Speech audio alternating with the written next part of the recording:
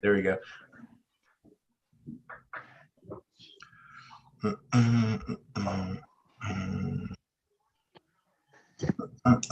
A day, I just turned the recording on. Okay, we're going to start here in about 30 seconds.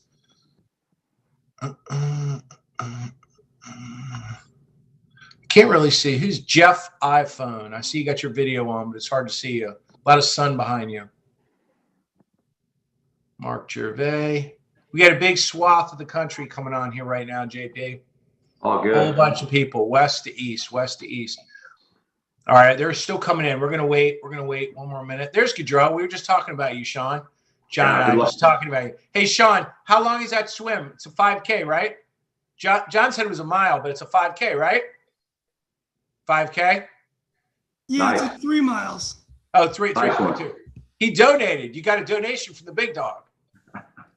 Good luck, John, they're up over 100 grand. There's only 78 swimmers. That's pretty cool.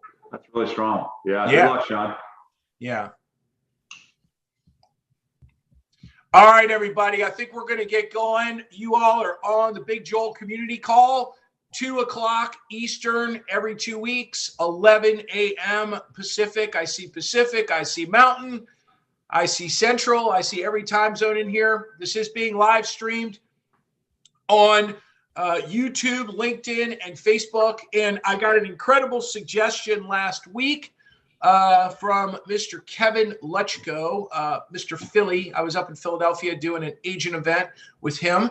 And he said, hey, Joel, why don't you put the community calls on podcasts so we could listen to them, because it's hard to, you can't really watch them on YouTube when you're working out. And I said, wow, that is a good idea. So we're going to be slowly putting all of these calls onto audio podcasts, where all my other podcasts are grabbable, so you can listen to them as well. And you can go back. We started these right at the beginning of COVID, so you can go back a full year. Welcome, everybody. Today I have none other than John Palmiotto, always a special guest, one of my good friends. John runs retail production for Guaranteed Rate Retail. John comes to us from the great state of New York. He lives in the Albany metro area. For those of you that don't know John, he has been around for a while.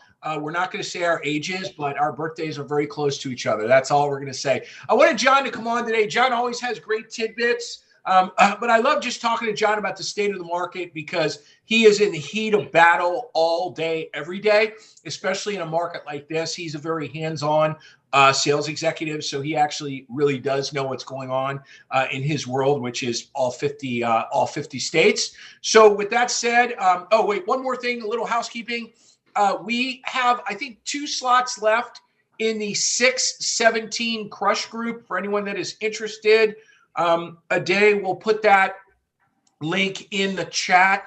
It's a 1 p.m. Eastern crush group on Fridays. There's a lot of information on the website about it, but anyone that's interested, you can't just join. We do vet everyone, because it is for experienced loan officers. If you're interested, let us know. Or if you're trying to sign up and can't sign up, please let us know. Sean, there's a little person behind you, and it's kind of cute. All right, so with that said, John Palmiotto, Guaranteed Rate. I think John is Chief Retail Production Officer. Is that correct? That's right. Yep. Something like that. He's got the C. He's got the C. It's all good. So John, talk to me. Interesting market. We were chatting, John and I, a little bit before. So interesting. I mentioned, and I'm going to give him a shout out because he's on with his camera on. I was talking with Sean Gaudreau this morning, who happens to work for the same company as John. That's why we were talking about it. And Sean told me, Joel, my purchase volume is up. It's above what it was last year. And I said, that is awesome. I don't even care about anything else. You're ahead. Your purchases are ahead year to date through, I guess, probably the end of May versus last year, which I thought was phenomenal. And John quickly said, yeah, Joel, it's all over the map, man. Some people are doing good and some people are bombing out. It's a war zone. John, what are you seeing out there in general, just in the market? Yeah, well, just to start out, Joel, appreciate you having me on, and congrats on all your success. And it's funny, the only way we can speak is to actually do this. We don't talk on the phone anymore. But yeah. This has really been going on since September to October, in my view. We've been dealing with leakage in the market for the last 8 months, and people have been all over, all different points of the spectrum on transitioning into this new market. And I always say there's 3 phases to it: denial, acceptance, and action. People are, right? They're in denial coming into the year. Hey, it's just January, it's winter, spring market's going to come. It's like every other year. Then 60 days go by and they're like, okay, I'm accepting the new reality. Then they form an action plan, they get into action. What we've seen at GR and what we've been trying to keep people focused on is like getting into the action phase right away. Because we recognize our leadership team, coming into the year, we were very pensive about it, very concerned about it. And really, we're trying to raise the level of awareness with everybody. Like, it's on. If you want to be successful now in this business, you got to make some serious changes and really get after it more aggressively than ever before. And it's going to be tough. And it really has been. It's been a dogfight, I'd say, since the bell rang January 1st, right to today. But there's like the tale of two. You talk to one group and they're busy, they can't see straight, and you talk to another group and they're struggling disproportionately. So it's interesting, it's like you're having 2 conversations all the time. But I don't need to tell anybody with inventory, gas prices, the economy. There's a lot of different things contributing to the challenges right now.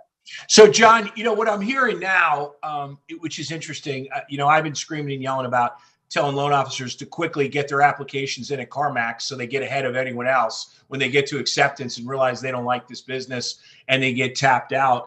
What I'm seeing all over, John, literally all over, and I work with lots of real estate agents as well as loan officers, is I'm seeing the inventory coming back, and actually in some markets, it's not necessarily moving the way it would move before. And we're starting to have these conversations. If you can believe this, with the rates at 5 3/4 or 6, or whatever, we're having these conversations. John, remember way back when, and I saw Manglardy's on here. So there's another old dude on here. I don't know where he went, but I saw him on. You remember way back when a standard contract with seller agrees to terms of contract, will pay half the transfer and 3 points. Right. And then you would literally take the points and buy the rate down with the points, when the rates are 14, 15%, and then it switched over to a percentage, 3%. But when I first started writing loans, that's what was in there, because everybody was paying points to buy the rate down. And I'm starting to actually hear some loan officers getting crafty with some houses that are not moving. And that's the way they're marketing them, to sort of offset where the 30-year fixed rate is for the buyers. Because what I'm hearing in the market from the agents is, okay, cool, there's more inventory now, and we don't have to write 72 contracts, but the buyers are all skittish about the rates, which, my feeling on that, I crack up at that. I'd like the rates to go up maybe another 2% so we can get all the arms back, because we're not going to get the good mid-range arms until the rates go up even a little more. Are you hearing that? Are you seeing that? What are you seeing regarding inventory from your top producers all the way down? What I has been crossing my desk just in the last week or so is there's less competitive offers going into properties, which means 2 things, I guess. It could be a blessing and a curse, right? The blessing is, Sean's on here listening. Sean has a better opportunity to get the deal because there's less offers competing for that sale, right? His buyer has a better shot. On the flip side, one of our concerns is there's a slip in buyer demand possibly because of lower affordability, right? Number one. And then number 2, just decreased confidence in the overall economic environment right now. I'm not sure. I'm not willing to say that it's necessarily good or bad. I do think inventory, from what we see, it's sitting a little longer. But we haven't seen a surge in inventory, truthfully. But, early when this happened, you talk about rates, I sent Victor a rate chart from the beginning of my career, which coincidentally was about the beginning of his career. And it was a trend like this. And it dawned on me that almost my entire career, rates have been trending down to the low of 2.7, right? And you look at that and you say, look, through all these markets, high rates, low rates, whatever, there's people gainfully employed. There's great loan officers, there's great leaders, there's ops people, there's processors, there's underwriters, there's all kinds of people being employed successfully in this business. Is it possible now we're climbing that mountain back up a little bit? You know, we've had significant rate increases in the last 60, 90 days. Maybe we're going back up the staircase. And I don't think rates really matter necessarily, because the fundamentals of what you teach don't really change that much with the rate. No, right? I mean, people are going to buy, when they want to buy. A lot of it, John, is this. I mean, I don't want to sound harsh, but we have young loan officers and young agents to the business. So we got a bunch of loan officers that have never taken a handwritten app, which is fine. And there's a bunch of agents that have never really had to do a real buyer consult. Like, they don't know how to pencil sell. So I'm telling the loan officers all the time, it is your job to teach your agent partners how to pencil sell. You want to get some loans, you better teach your agents how to deal, in that period. The best loan officers are talking to the potential borrower within 1 minute. Okay. But for the rest of them, it might take a day, which means the agent is alone with that buyer or that client for a whole day, saying who knows what, or talking about, trying to get them interested, or maybe overcoming, oh my God, the rate's 6, it should be 3, whatever it is. How do you really pencil sell that? And I got to tell you, I'm with agents every week. I was with agents last week, the week before, I'll be with them tomorrow in Connecticut. I mean, a lot of them do not know how to pencil sell. They don't know how to work the buyer through the fact that a 6% 30-year fixed isn't so bad. It's you have to do all the numbers, and so it's very, very, very interesting. But the one thing I will tell you, John, I have gotten more phone calls in my whole career, in the past 3 or 4 months, my whole career, that literally people like, Joel, thank you. I'm like, for what? You're doing all the work. I didn't do anything. They're like, no. Thank you for putting me on this plan, because I'm so far ahead of all these other loan officers. John, I'm getting phone calls from, guys like you, right? They're going, Joel, our volume's down 70%. I need you to come in here and show us how to get loans from agents. I'm like, bro, it's not that easy. It doesn't happen in 1 second. You got to work a plan and take 2 years. They're like, 2 years? We can't wait 2 years. I'm like, well, what do you're not going to go out there with checks. You can't buy it. You're not going to. I'll tell you, it can happen. Joel, on that note, for those listening that are maybe not as established in their career, the people that are dealing with the stronger realtors, who provide the stronger referral to them and have the bigger voice with the listing agents, are winning. If you have a weak book, meaning your relationship base is not as strong, your positioning with the agent's not as strong, you're going to have a lot harder time finding success in this business. So to me, what you teach is exactly what you need to know to be successful right now. But we're seeing hard steering, John. There is steering's a bad word. Steering's an illegal word. It's not the right word. We're seeing a lot of influencing by strong agents. They're saying, no. You're not going that joker. Because, John, there's something else really interesting going on. And I know you know about this, and anyone in a big company knows about this. And let me preface by saying, if you work for a company that's had layoffs or rifts, be happy. That means your company is strong. That means they have a clue. That means they're going to be around. Okay. Don't bitch. We laid people off. We're going out of business. No, it's usually the exact opposite. So, John, you have this really cool phenomenon going on, and I guarantee you're seeing this in your world. So all these loan officers, right, that were just banging refis for the last 2 years, pretty clueless, really couldn't even put a loan together for the life of them. These smart companies like yours, John, and a bunch of other ones on the call today, they put all these ops people, they said, you know what? We're going to take advantage of this. We're going to take all these ops people and we'll just take names and phone numbers and we're going to close all these loans, because this is a window of time that's probably never going to happen again. Well, now you got loan officers on the street that have been originating for like 5 years and don't even know what they're doing, that have been taking a name and a phone number backwards and giving it to a support person who's been jamming it through and getting it closed. And guess what's happening now, John? The support person is gone. So now the LO is handing the loan in themselves to the back of the house, and it's just nuking the whole back of the house. And there's less bodies because the loan officers were never trained. They didn't even have to be trained. So we're watching that go on. And where I'm going with this, John, is these big LOs, like some of the ones that work for you, they're just stepping in with their big size 14 feet, getting in front of that agent and going, yeah, no, you don't need to work with that loan officer like ever again. I got you. Let's go. Not only will I save the deal, but you're mine now, kind of thing. The real pros are winning because the realtors aren't going to take the risk. You know what I mean? It's like a game of Pac-Man. When you talk about our bigger people, I won't mention them by name. Remember the game Pac-Man? Yeah. They're eating up market share right now. Yeah. Their volume's down, of course it's down, but their market share is actually increasing. But, yeah. It's amazing. And they're wielding a lot of power on the street. And I've obviously seen this before, but never have I seen in any market big dogs consistently at the trough getting fatter at 100 miles an hour and people just falling away because they got their teams in place, they built it out, and they've had their eye on the ball the whole time. I mean, the best loan officers didn't turn their phone off on Saturday to go to their third home in their Ferrari that they bought with refi money. You know what I mean? Their phone was still on, and they're winning because of that. I've talked to a lot of our top people, and speed kills. Speed to borrower kills. You have to be fast right now. Even the best people that we have, the top level people, and you guys know who they are by name, they'll tell you right now, I don't have the luxury to not pick up that phone immediately and get after an opportunity. So if you're listening, it's one of those moments in time where you got to really be aggressive and be in the game. And to the other point, the larger producers, Joel, they've had a better ability to protect the infrastructure of their team. And I think that's what you were referencing.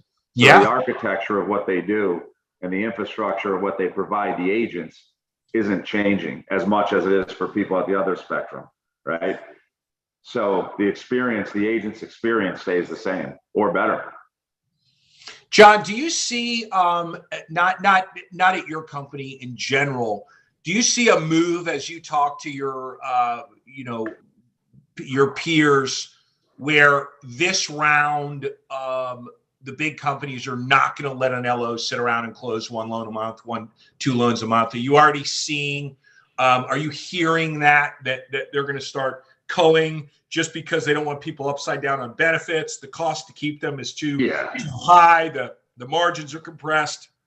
Yeah, look, it's always the same. I mean, theoretically, you'd like to say you manage to minimum standards all the time, but we all know when things get busy and things are easy, we don't manage as tightly, and businesses get fat, right? Everybody does it.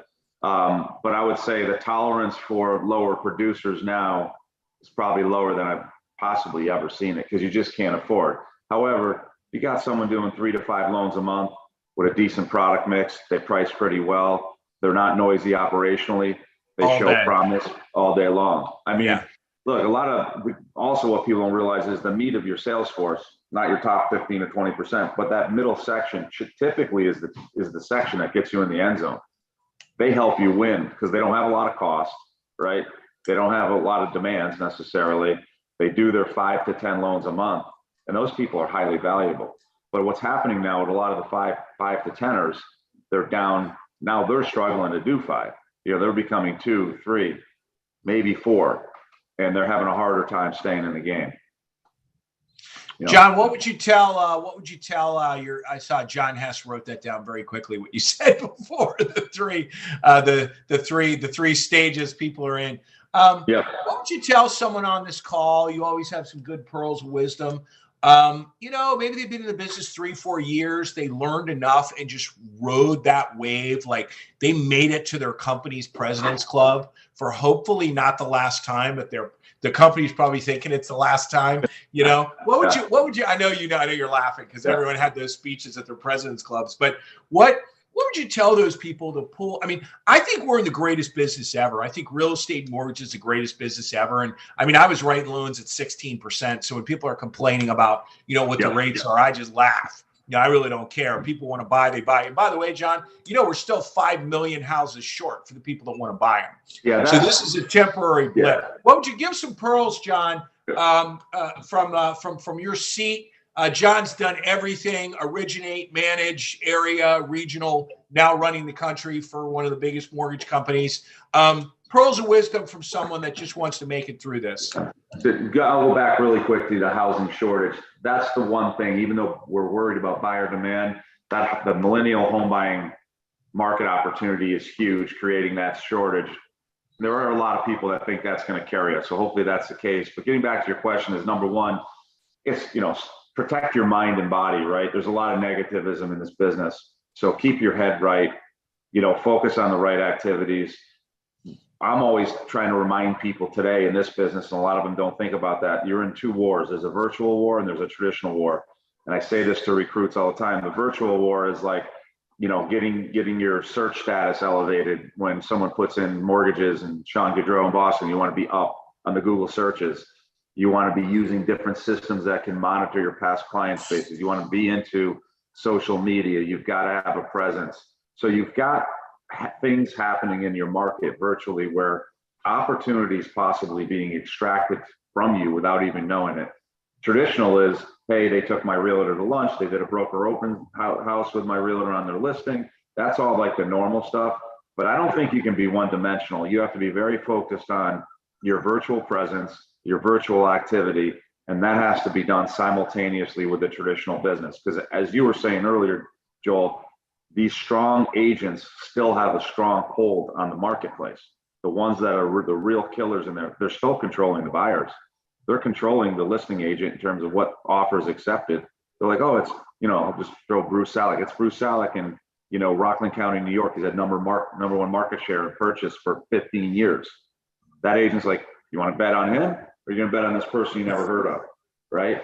So, the agents are still strong, so you can't abort the traditional war, but I do think you have to be open-minded on the virtual side, and a lot of people aren't. I see it all the time. It blows my mind. It's year 2022. You've got to have something going on out there from a virtual standpoint. And the other thing is you have to be open to new markets and new products. We're training is interesting. We did a 4-week series on VA training. We're training. We have loan officers that have done 300-400 million, never wrote a VA loan. They were learning it this year. Yeah. They're learning new things. And the best people, again, I can't mention names, the best people are really stretching themselves to learn new things and try new things to maintain where they're at or close to where they're at. So if you're not stretching your mind and your receptiveness of trying new techniques, it's a big mistake. It's got to be done right now. I don't know. I was telling these guys, John, that, depending on how long you've been in the business, I would find a mentor in your company to sit down with you and teach you how to sell a 1-year, 3-year, 5-year arm, just so you even know how to do it. Because I was told, they were laughing at me. And I said, you take a 30-year fixed, my 30-year fixed will be 0.5% higher than you. They're going to talk to me and they're going to talk to you and you're going to get waxed. It's over. Literally, I'm going to wax you by having the ability to really explain financing, really explain it. And, we've been in a 30-year fixed market forever. And to be honest, most loan officers have never had to explain anything. And I mean, good for them. I mean, hey, which 30-year fixed do you want? This one or that one? I mean, it's really not, maybe a 20, maybe a 15, whatever, if you're refining. But the bottom line is we got a whole lot of people out there that don't even know, and then suddenly you're going up against a big dog, and not only are they a big dog, they're a big dog that understands financing. They're a big dog that knows how to pencil sell. It's over.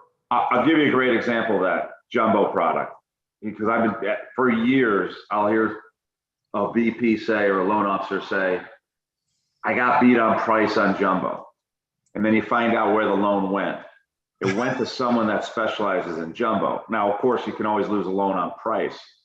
But in my opinion, most of those scenarios, that person that's doing jumbo all the time outsold the person that doesn't know it as well. To your point, right? Yeah. Confidence matters, right? So. Yeah, it matters a lot, and we've been complacent because it's been easy. I mean, John, I would love to see what you sent Victor, because I'm sure it just looks like this. Like that, yeah. But slowly downhill like that, right? Yeah. So you think about. Yeah, I'll joke about this. I'm looking at that graph. I'm like, I've had a fake career. I thought I was good at this business. I just rode the downturn of rates for 25 years. Yeah, I mean, anyone. What do they say about leaders? I mean, anyone can lead in good times. It's, can you lead in bad times? Yeah. I mean, it's anyone can write loans when you can walk out on the street and put a thing around your neck that says refis here. And the rate's 3%, and there's a bunch of people that have 4.5%. you know, and especially if you work at a great company where you hand a name and number in, goes to an SA and an MC and underwriting LC and closed in 10 seconds, right? We don't have to do anything, you know. If the loan officer maintains their volume in this market, they outperformed the market by 33%, probably, roughly. Wow. That's a Think about that number. That's a big number, but I think you're right. Yeah. But, you know, in sales, we always want to talk about doing more and all that, and that's great. You want to have goals, intermediate, you know, goals, intermediate goals, and stretch goals. But if you just hit your basic goal, you probably outperform the market by a significant percentage, which is a win. So that's where I was saying you got to keep your mind where you keep perspective on what you're trying to accomplish and not be unrealistic about it. Because when you're unrealistic, you get discouraged, right? I mean, when you're in a boat, you're in a heavy storm. You know, the goal is not to get anywhere. The goal is don't take water, right? The goal is just don't sink. You know what I mean? Just keep it the same, you know? And I'm seeing, I mean, John, I mean, I'm a blessed guy. I work with a lot of really, really good loan officers. I'm seeing people's volume up. I mean, I've seen the leaderboard for your company and every big, you know, top 10 company. I get people text me stuff. I see the leaderboard. I see my crew going up. You know, going up the board when you look at the purchase units, and it's because of all the hard work they did. And these agents now, you know, they don't want to talk to a fly-by-night LO, man. You better be dialed. You better pick your phone up. There's no, oh, I'm watching, you know, the new Maverick movie for 3 hours and turning my phone off, because I can tell you some other guy doing $400 million a year picked the call up. You know, amazingly, you wouldn't think their phone was on. Their phone was on.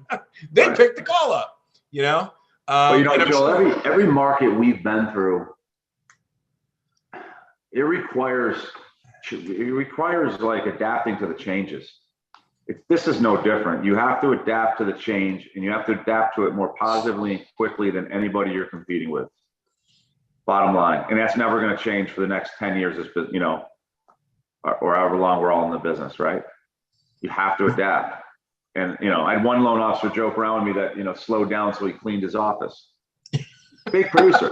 And he's like, you know, every time it slows down, I clean my office. He's like, yeah, I cleaned it again.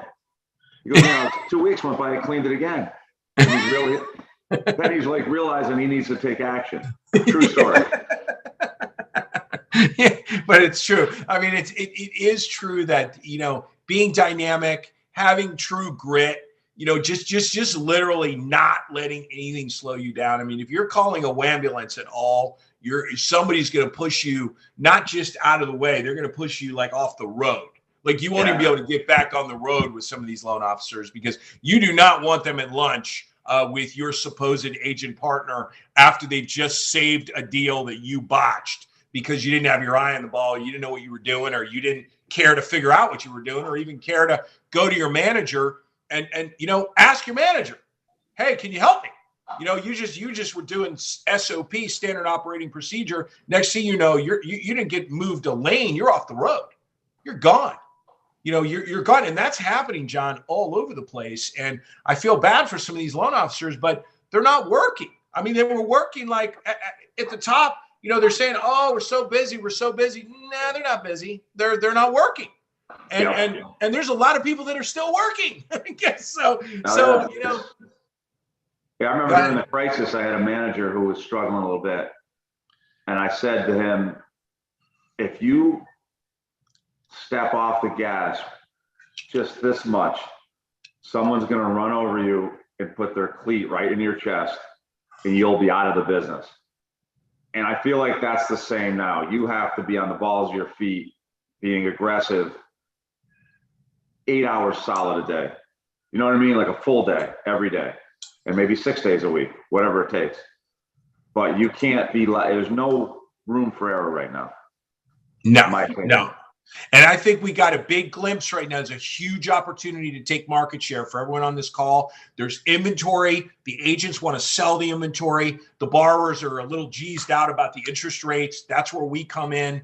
I was talking to a brand new agent joining a huge team, someone that I coach or someone I work with. And I was telling him, I said, you get that borrower, you get that client to your lender partner so fast that they don't even see, like literally there should be a strong wind. You should say 10 words and get them on the phone with your lender partner, because your lender partner is going to be the one that's going to really help you sell the house in this market. This is not you're getting 2 3/4 fixed. No.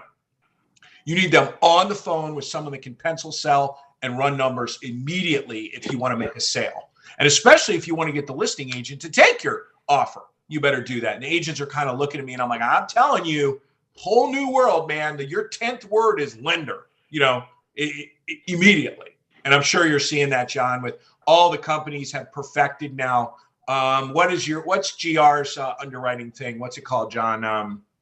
The fast track. Fast track, yeah. Fast track. And all the big companies have it. And the best loan officers who didn't used to use it, they're all using it now. And they're fully docking the files. So they have speed to close. They close loans in 10 days, like boom, boom, immediately. Yeah. That's another huge thing. John, anything else before I let you go? I know you're slammed. I stole a half hour from you. Yeah, anything else you want to add? No, good to be here. Good to speak with you. And hey, if whoever's listening, just keep your head up, keep pushing, work hard. It'll all be good. We've been through these markets before. They're going to go up, they're going to go down.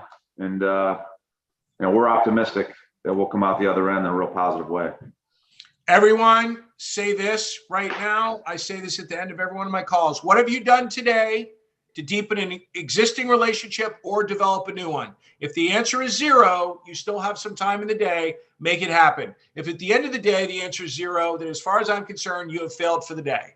What have you done to deepen an existing relationship or develop a new one? John Palmiotto, Guaranteed Rate, Chief Retail Production Officer. Thank you so much for being on with us today. Everyone, John's easy to find on social.